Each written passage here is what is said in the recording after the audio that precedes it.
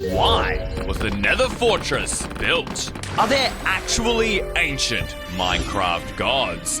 And what else has Mojang been hiding from us? Starting with, have illagers been stealing souls to spawn the warden? Hold up, how could illagers even extract souls? And I thought the warden was made out of skulk, not souls. I mean, look, they even share that same dark bluish color except for the chest. Wait, what's that pulsing in the chest? That is a much lighter blue. And wait, that looks really familiar. I've seen this before. Guys, if you know where this pulsing comes from, let me know in the comments below. And is that a face? I think that's a face. Look! It looks like a screaming face. But there's only one other block that has a face in Minecraft. And that block is soul sand. But they can't be the same, right? I mean, that soul is brown and the one in his chest is clearly blue, and yet somehow I still feel like I've seen a blue face before. And I reckon it's the particles that soul sand sometimes make when you walk on it. We can actually test to see those particles if we grab ourselves the soul sand enchantment and chuck those on some boots. This will mean that anytime we run over it, we should get those soul particles. Put that on our feet, and let's see what happens when we run across. You guys seeing that? Look at those particles. They start off brown, but then they turn blue. Hold up, but do they have a face? I can't tell. The particles don't last long enough. Maybe rewind the video, guys, unless... No, I have a better idea. We can use a command to just spawn an absolute ton of these particles, right? 250? I think that's enough. Oh my gosh. Guys, look at that. They start off brown, and then the souls turn blue. That's the same blue pulsing in the warden's chest. But wait, does that mean the warden is really made out of souls? But how could the illagers have created him? Maybe Google can help us? Theory, what do the illagers want? I don't know. There's just so much information here, and I don't know what's fake or what's real. Luckily, I found an AI to search through every single website and create a report of the most important information. The problem? This AI is extremely slow. But while I was waiting, I discovered another mystery. Is the Nether Fortress just a boring old structure, or does it have a dark history? I always thought the Nether Fortress was built by piglins or wither skeletons, but this chest proves me wrong. You see, while there are some items you can find in the Nether, like bones or obsidian, these items, you can't get them here. You can only find them in the overworld. I mean, look, this golden horse armor, there aren't even horses in the Nether, and I can certainly tell you a wither skeleton is not looking after them. But then, who would build these structures, and why? After looking closer, I realized that the Nether Fortress was a lot more mysterious than I first thought. Most of the overworld structures have unique shapes and detailed interiors, but this is just bridges that lead to nowhere. And these 3 random rooms. Firstly, this room with a single lava well in the middle. But why would the builders of the Nether Fortress place lava in there when the entire Nether is literally made of lava? The second room has nothing but nether warts. Now, people often say they are only found in the Nether, but actually they're only found in this fortress, which suggests that the builders of this place also created nether warts. But why? Don't we have enough plants in the overworld? And the third structure, blaze spawners. But what even are blazes? And why would the builders of the Nether Fortress make something that would attack them? I began my research, and what I found was shocking. In 2010, a user by the name of Malcolm402 put out this tweet claiming that blazes were just trapped villagers. Now, at first, I didn't think much of it. You know, maybe it's just a kid making up stuff. But then I looked at this person who replied, saying that he might be the first person to figure it out. And as I dug deeper, turns out this guy is an ex-Mojang employee. And it seems like he admitted that this was real. And what's even more interesting is that when Microsoft bought Mojang, he didn't get re-employed. Could this be reason, or was he just a bad employee and I'm making scary out of nothing? But I feel like this is still fake. I mean, look, this dude looks nothing like a villager. Is there anything else that could be similar? Wait, that sound. Wait. Listen to what happens when I hit him. Okay, I know this might be a stretch, but it almost sounds like a villager taking damage, just a bit higher pitch or lower pitch. I'm not sure. Listen again. Here's what the original game file sounds like.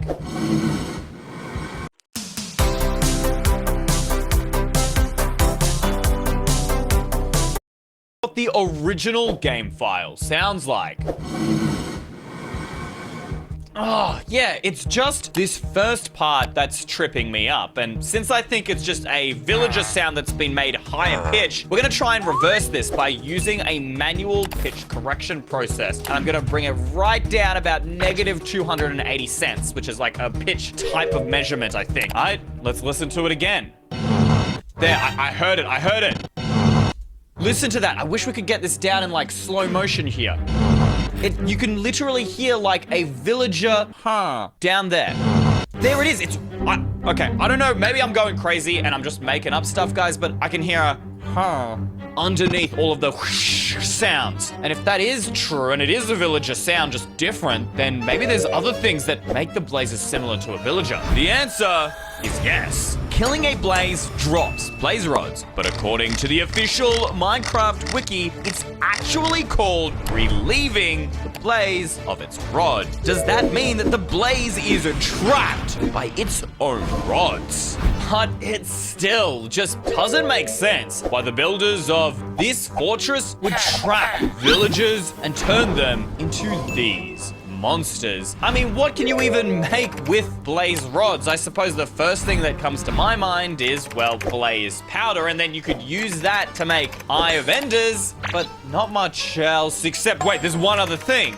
Brewing stand. They could use these to make potions, and that makes sense because villagers trade potions, but why would they need them other than to, well, get rich? That's it, I've got it! The potion of weakness. This is their cure. When a villager becomes a zombie villager, you splash this on, give it a golden apple, and it heals it, turning him back into a villager. And that would explain why there are also nether warts here, as well as the blaze guys. This entire thing, this whole nether fortress, is it just a giant factory produce potions of weakness? So, if the villagers were trying to stop zombies from infecting them, could they have built this fortress as protection while they created the cure?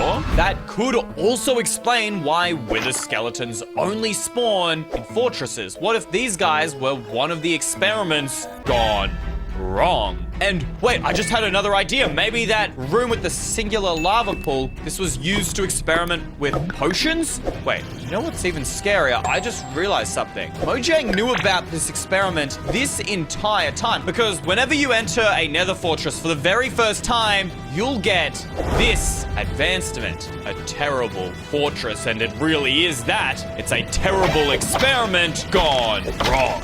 But that isn't even the strangest theory. Because did you know the Ocean Monument has actually been built to worship a god? This theory might sound crazy, but I'm telling you, if we jump in the portal after you kill the Ender Dragon, you'll see that Mojang has been hinting about Minecraft gods since the very start. And if you read this conversation, it is clear that two people are talking about you, the player. Look, I see the player you mean. It's Eystreem. Yes, it has reached a higher level now. It can read our thoughts. That doesn't matter. It thinks we are part of this game. It just seems so obvious. It's like they're talking like they know everything, as if they created Minecraft, which makes them some kind of god.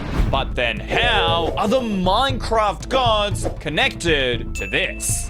This Reddit post explains everything. These aren't just ocean monuments, they're actually ziggurats. These were massive structures that were built by ancient Sumerians, Akkadians, and Babylonians in order to worship their gods. Now, this theory actually has gotten so much attention that even MatPat made a video on it, but I want to dive even deeper and solve this mystery. I mean, look at how similar these things are, and that's not even the start. You see, ziggurats were made up of mazes to protect all kinds of treasure with a center room like we have in an ocean monument that protects protects gold. But if this theory is true, then why aren't the ziggurats in real life underwater as well? Well, it turns out they actually were. You see, these structures had stairs leading to the top so that ancient kings could reach safety during the floods, which suggests that maybe Minecraft oceans used to be a lot shallower. But you see, they actually were. They weren't made a lot deeper until the aquatic update, which is also the same update that ocean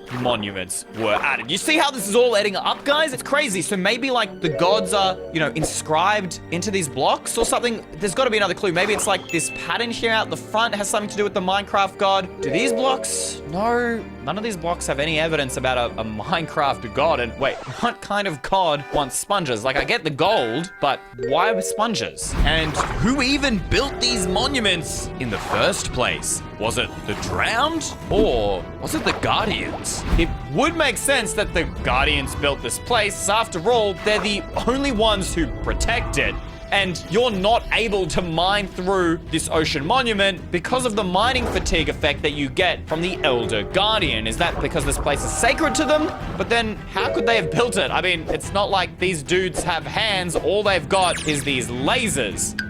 Unless they use their lasers. And the more I read about the Guardians, the weirder they got. Guardians don't actually drown, no matter how long you leave them on land. Now, this could just be a bug. After all, Mojang is known for them. But then how come these other ocean mobs, like fish and pupfish and dolphins, they eventually drown and die? So what makes Guardians so special? Did they used to be on the surface? Find my answer. Then how come these other... I bought Mojang's official book on all things mob-related, the Mob Bestiary. Reading through this book is absolutely fascinating. Look at how much information they have for something as simple as a pad. But in all my 10 years of playing Minecraft, I have never learned so much about simple Minecraft mobs or even the more creepy ones like spiders. But have a look at this drawing. It looks completely normal. And all of them look normal, except for one. And you can already guess what that is.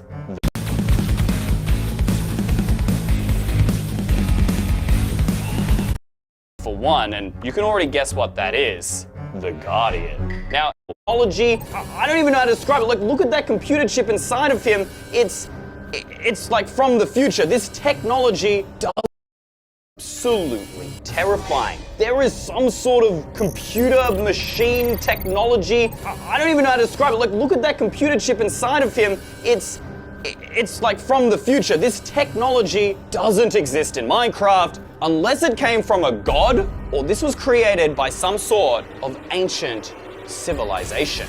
And truthfully, I don't know. We know that the Guardians are created from some weird technology and that they protect the ocean monument, but beyond that, there's not really any evidence that they worship anything or if there even is a Minecraft god.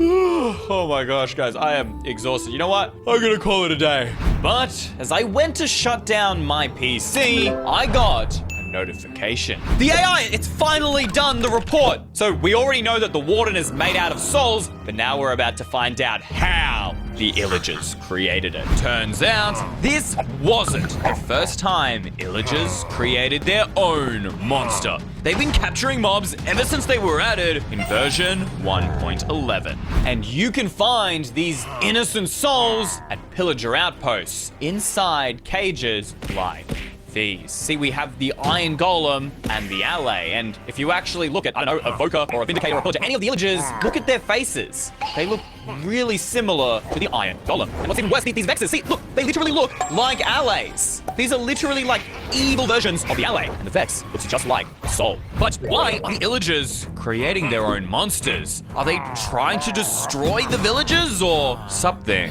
more evil? Or maybe even collect enough souls to open a gateway to another dimension, like the Deep Dark? But those are mysteries for another video.